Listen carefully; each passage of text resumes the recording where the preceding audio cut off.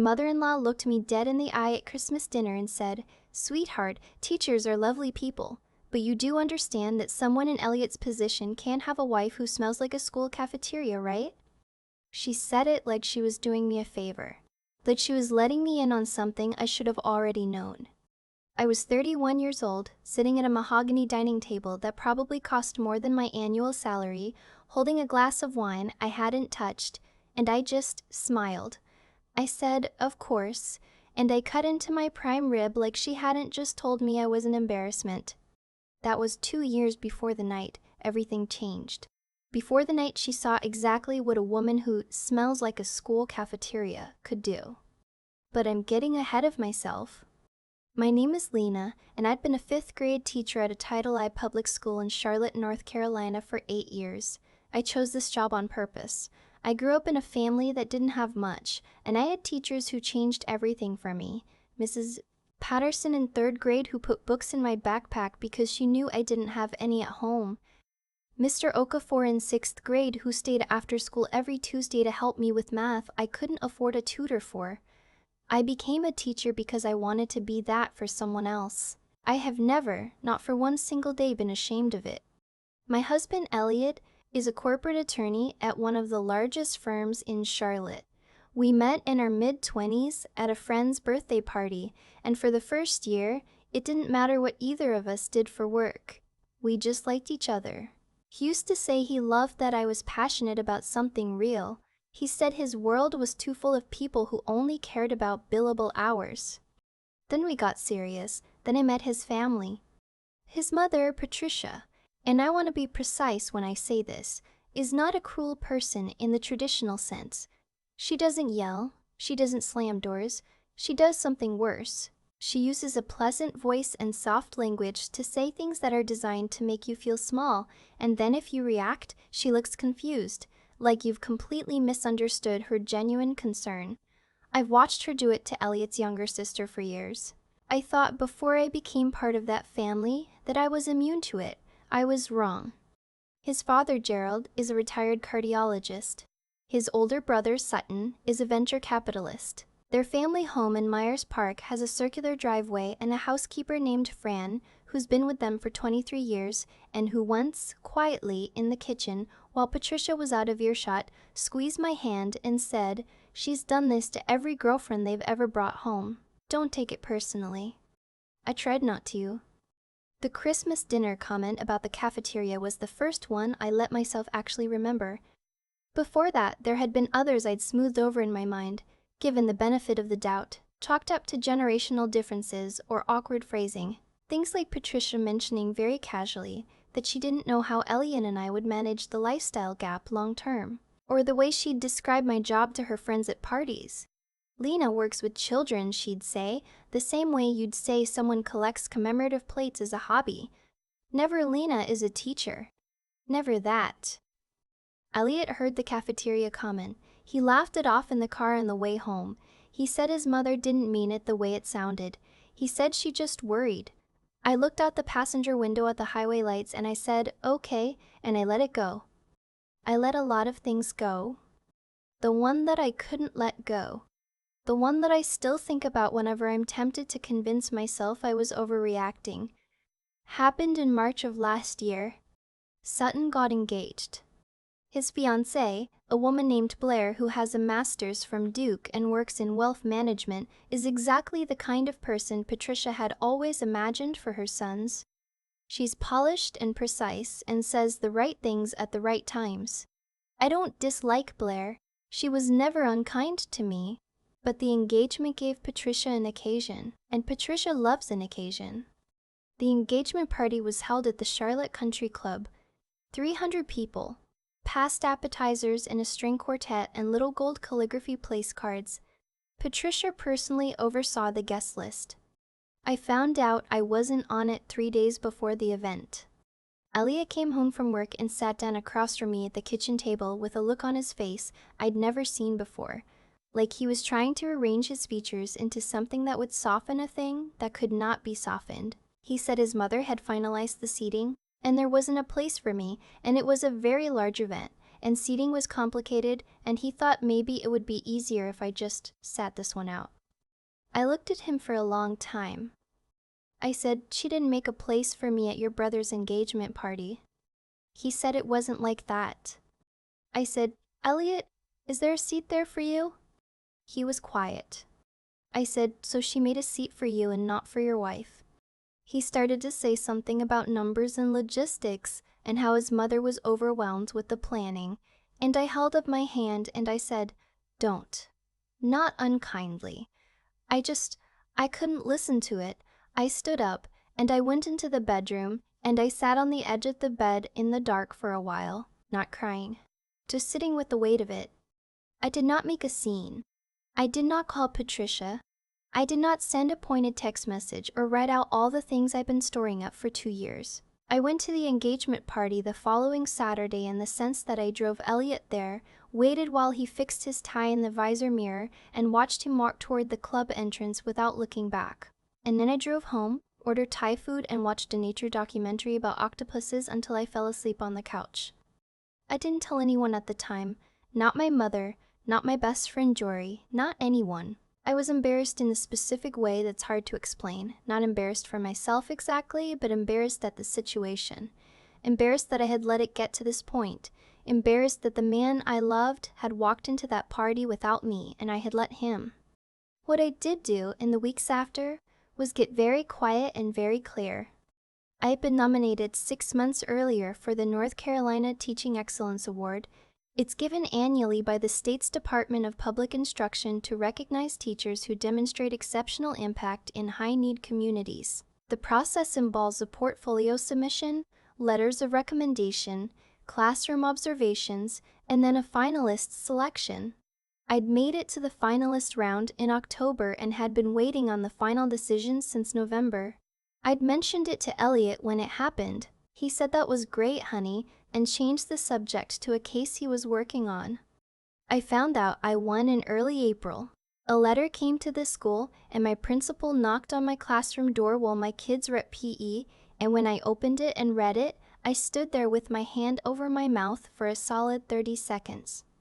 The award ceremony was a formal dinner gala held at the Raleigh Convention Center on the first Saturday in May. 500 people, state officials, superintendents, corporate sponsors, education advocates from across the country, black tie, nationally recognized keynote speaker, the kind of event that gets coverage in the News and Observer and occasionally picks up a segment on the local affiliates. Each winner was permitted to bring guests. I could have brought 8 people. I brought Jory. I brought my mother. I brought 3 colleagues from my school who had written recommendation letters. I brought my former mentor from my credential program who had driven down from Raleigh for the occasion and cried the moment she saw me. I did not invite Elliot. He didn't know I'd won. I hadn't told him. Part of me is still working out whether that was the right choice, but in that season, in that specific stretch of weeks after the engagement party, I had gone very quiet inside and I was protecting something I didn't want handed over to a room where it might not be safe. The Saturday of the ceremony, I told Elliot I was having dinner with Jory and my mother to celebrate the end of a difficult school quarter. He said, "Have fun." He was working anyway. He kissed me on the cheek and went back to his laptop. I wore a dress I'd bought the week before, deep emerald green, floor-length, something I'd never have worn to any of Patricia's events, because it would have felt like trying too hard, like I was dressing for her approval. I wore it for me. My mother cried in the hotel lobby when she saw me. Jory said I looked like I was about to accept an Oscar. We laughed until our stomachs hurt in the elevator on the way up to the pre-event reception. The dinner was extraordinary in the way that things are extraordinary when you've earned them. Not just the food or the room or the program, but the feeling of being in a space where your work is understood. People spoke all evening about the weight of teaching in under-resourced schools, about what it costs teachers personally, about the students who make it all worth it.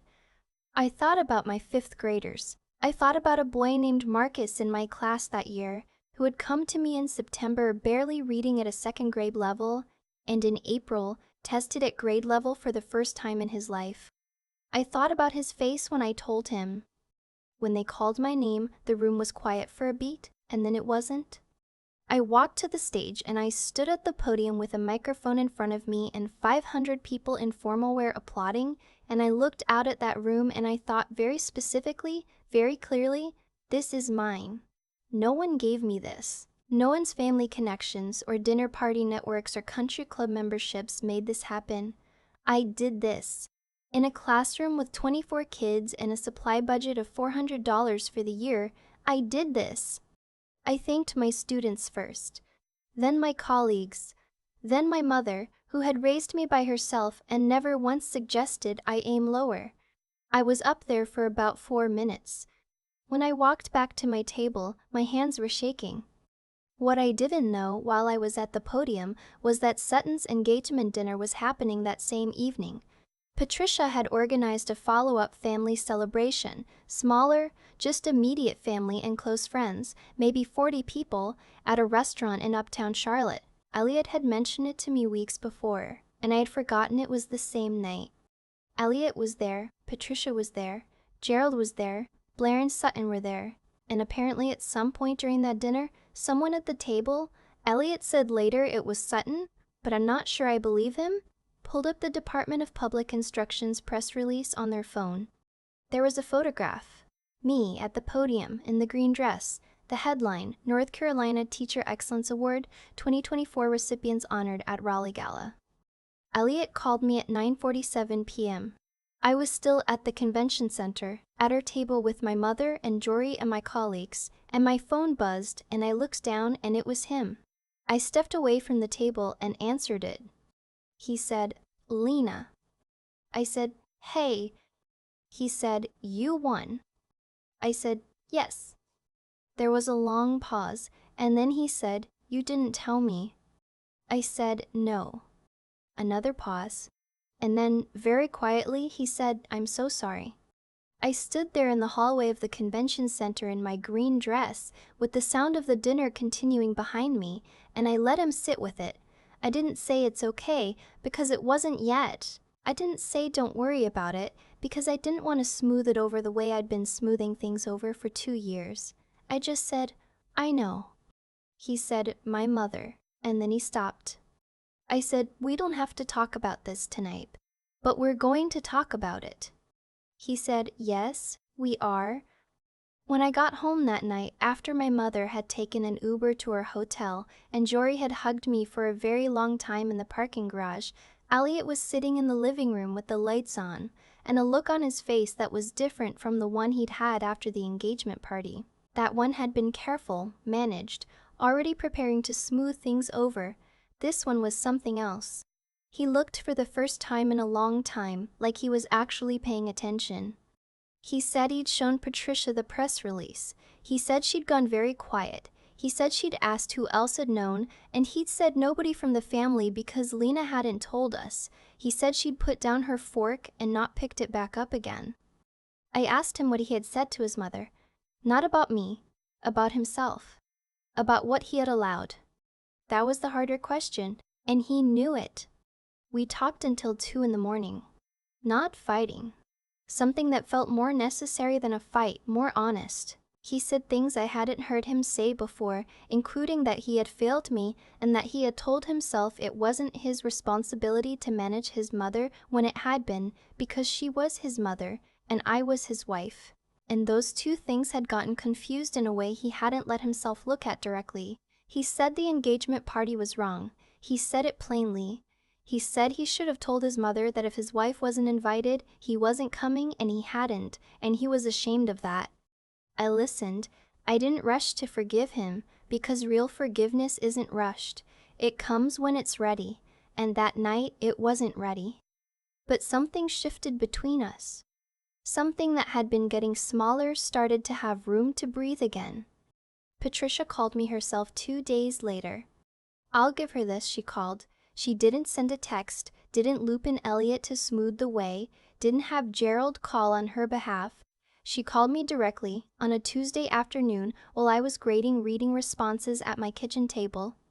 She said she had been thinking since Saturday. She said she had looked at the photograph, the one from the gala, and she had felt something that surprised her. She didn't call it shame, but I think it was. She talked around it. She said she understood. She hadn't always made me feel like a valued part of the family. She said the engagement party was a mistake in judgment. She said she'd told herself it was about seating in space, and she knew now that was not the truth. It wasn't a perfect apology. It didn't undo the Christmas dinner comment or the 2 years of being described as someone who works with children. It didn't undo the feeling of driving away from the country club with Thai food in my future and my husband's taillights ahead of me. But she said it, without being prompted, without making me ask. I said I appreciated the call. I said I thought we had a lot of room to grow, and I was willing to try if she was. I meant it. Not because it had become suddenly easy, but because I'm not interested in permanent war. I'm interested in people being honest about what they owe each other. Things changed after that, slowly and imperfectly, the way real things change. Patricia came to my classroom last fall for a volunteer morning, something our school does once a semester, inviting community members in. She sat with my kids at the reading table. She helped a girl named Destiny with her chapter book comprehension worksheet. Afterward, in the parking lot, Patricia said, "Your students are remarkable." I said, "They are." She said, "You're good at this." I said, "I know." I didn't say it to be cold. I said it because I have always known and I was done pretending otherwise. Elliot and I are still married. We're better than we were. More honest, more willing to name things that need naming. He sets clearer limits with his family now. Not perfectly, not without backsliding sometimes, but better. We're working on it. And this past spring, I was asked to present at a national education conference in Washington, D.C. 3 days, 1,500 educators, policy sessions, keynote address. They flew me out and put me up at a hotel 2 blocks from the Capitol. I told Elliot 2 months in advance. He came with me. He sat in the 3rd row on the morning I presented, and when I looked out at the room, I found his face and he was already watching me, not with the careful, managed expression I'd gotten used to, with something that looked like seeing, like actually finally seeing. That was enough for me. Not because it fixed everything. Some things don't get fixed, they just become the shape of who you are now. But because it was real. It was true.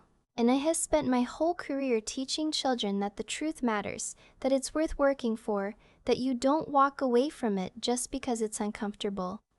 I'm not about to stop believing that now. There's a photograph from that night that my mother keeps on her refrigerator. I'm at the podium in the green dress, mid-sentence, and if you look closely you can see my hands gripping the sides of the lectern. Not from nerves, from the effort of holding something that big without letting it spill over. 8 years of early mornings and supply runs paid out of my own pocket and parent emails at 11 p.m. and a boy named Marcus reading out loud for the first time without stopping to cry from frustration. All of it compressed into 4 minutes at a microphone in front of 500 people. I think about what Patricia said at that Christmas dinner a lot. Not because it still stings the way it used to, but because I've come to understand it as a kind of information. People tell you exactly what they believe when they think they're being hopeful. She believed that worth was something conferred by salary brackets and professional titles and the right last name on a country club membership. She had organized her whole life around that belief, and she passed it, quietly and consistently, to her son. What I know, what I've always known even when I was too tired to feel it, is that the work itself is the answer. Not the award, not the gala. The work. The thing you do every day when no one is watching and there's no press release coming, and the only people who will remember are 24 kids who might not even be able to articulate what shifted for them that year, only that something did. That's what I mean when I say I never lost myself in that marriage. Even in the seasons when I felt most invisible, I kept showing up to my classroom. I kept learning my students' names before the first day of school. I kept writing the recommendation letters and making the phone calls home and staying until 5 o'clock on Fridays when a kid needed extra time. That consistency, that refusal to shrink the part of me that mattered most just because someone else couldn't see its value, that's what held me together. And I think that's what Patricia finally saw in that photograph. Not the dress or the podium or the award, She saw someone who had never needed her approval to know what she was worth. That's a hard thing to reckon with when you've spent decades deciding who belongs and who doesn't. Elliot and I are still doing the work too. The honest, unglamorous work of a marriage that almost got quietly hollowed out by avoidance. He's learning that protecting me is not the same as managing his mother. I'm learning that staying quiet to keep the peace is not the same as being patient. These are slow lessons, but they're real ones. I still teach. I'll be in my classroom in August with a new group of 24 faces and a supply list I'll partially fund myself and a year's worth of work ahead of me that no one outside that building will fully understand. I wouldn't trade it. My mother was right about a lot of things. One of them was this: the life that requires you to disappear is never worth the cost of admission. You don't have to make noise to hold your ground, but you do have to hold it. Every single day, quietly, in whatever room you're in, you hold it.